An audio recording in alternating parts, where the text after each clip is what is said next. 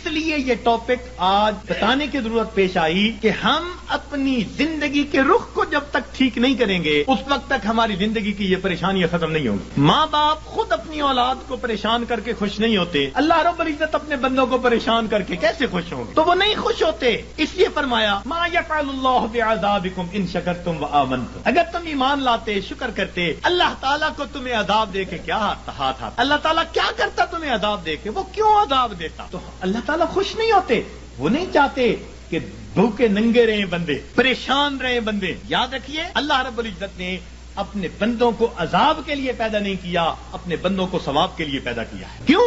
فرمایا ان اللہ بالناس لرؤوف الرحیم. جب رؤوف الرحیم ذات ہے تو وہ کبھی پریشانی میں اپنے بندوں کو نہیں ڈالنا پسند کرتے. ہم خود پریشانیوں میں پڑتے ہیں, ہم پریشانیوں کو دعوتیں دیتے ہیں, بھاگتے ہیں پریشانیوں کی طرف. کس طرح سے؟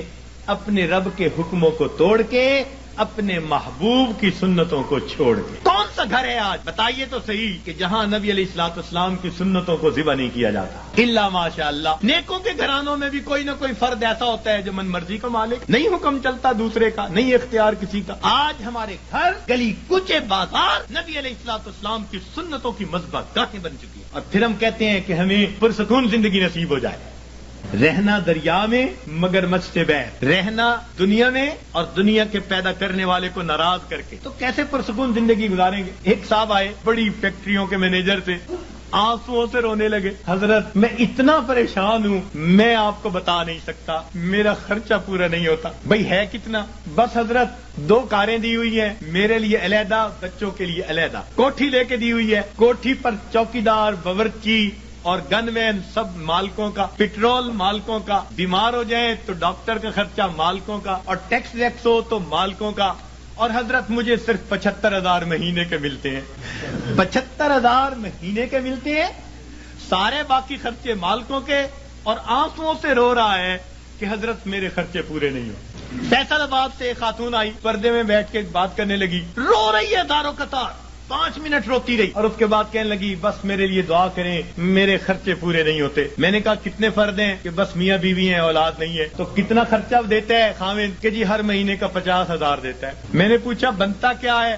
کہنے لگی بس دوائیوں پہ خرچ ہو جاتے ہیں. اور واقعی ایسے تھا, 50,000 روپیہ اکیلی خاتون کا خرچہ, مگر وہ ڈاکٹروں کے پاتوں میں چلا جاتا تھا. میں نے اس مینیجر اور اس خاتون کو پھر سمجھایا.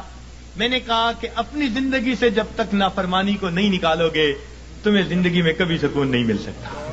تمہارے مال سے اللہ نے برکت نکال لی ہے. تمہارے 75,000 کیا 75 لاکھ بھی ہوں گے تو تمہاری ضرورتوں کو پورا نہیں کریں گے. برکت اللہ تعالیٰ نکال لیتے ہیں. اتنا کماتے ہیں ضرورتیں اتنی, پریشان. اتنا کماتے ہیں ضرورتیں اتنی, پھر پریشان. لنگوٹ باندھ کے میدان میں اترتے ہیں. اب اس پریشانی کو تو ختم کر دینا ہے, اگلی پریشانی اوپر سے آ جاتی ہے. پہلی ختم نہیں ہوتی, دوسری اوپر سے, پھر پریشان پھرتے ہیں. کہتے ہیں جی بس رول کے زندگی گزار رہے ہیں.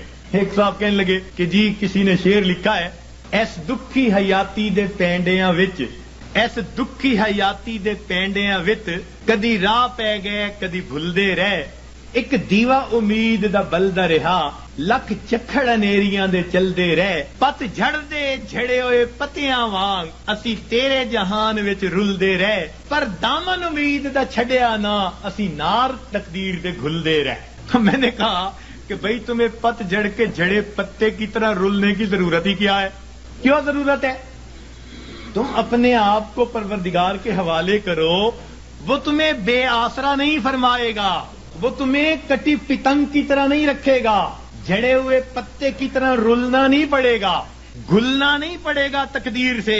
وہ تقدیر بنانے والے کے ساتھ اپنے آپ کو نتھی کر لو, پھر دیکھو کہ وہ پروردگار کیسے سکون اور اطمینان کی زندگی عطا فرما دیتا ہے. تو ہمیں آج جس سے بھی پوچھیں, کوئی کہے گا بھائی نے پریشان کیا, کوئی کہے گا پڑوسی نے پریشان کیا, بیوی نے پریشان کیا, اولاد نے پریشان کیا.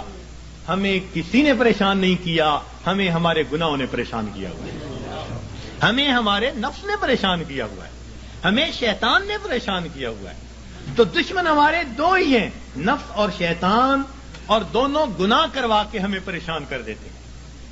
ہم گناہ کرتے ہیں سکون کی خاطر, اور گناہوں سے اور بے سکونی بڑھتی ہے۔ میر کیا سادہ ہے بیمار ہوئے جس کے سبب اسی عطار کے لونڈے سے دوا لیتے ہیں۔ جن کاموں سے پریشان ہوتا ہے بندہ سکون حاصل کرنے کی خاطر ان کاموں کو کرتے پھرتے ہیں۔